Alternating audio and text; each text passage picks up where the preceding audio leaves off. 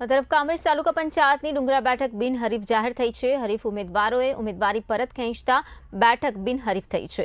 ભાજપના ઉમેદવાર સીમા જયેશ પટેલ બિનહરીફ ચૂંટાઈ આવ્યા છે। સમર્થકો તેમના ઘરે પહોંચ્યા અને અભિનંદન પાઠવ્યા।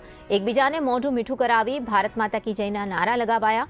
સીમા પટેલે વિકાસ કાર્યો માટે તત્પર રહેવાની ખાતરી આપી છે। ડુંગરા તાલુકા પંચાયત સીટના ભાજપના ઉમેદવાર તરીકે ઉમેદવારી કરી છે। વડીલોના આશીર્વાદથી અને ભારતીય જનતા પાર્ટીના વિકાસની રાજનીતિથી પ્રેરિત થઈ છે।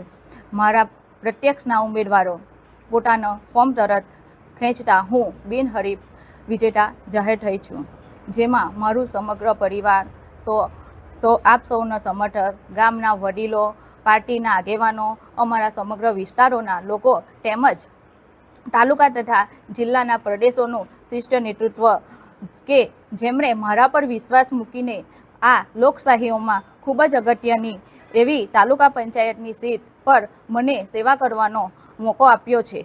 તે બદલ તાલુકા પંચાયતનો હું પ્રદેશ સુધીના સંગઠનના તમામ માળખાઓમાં કાર્ય કરતા પાર્ટીઓના આગેવાનો, હોદ્દેદારો અને શિષ્ટ નેતૃત્વનો હું ખૂબ દિલથી આભાર માનું છું।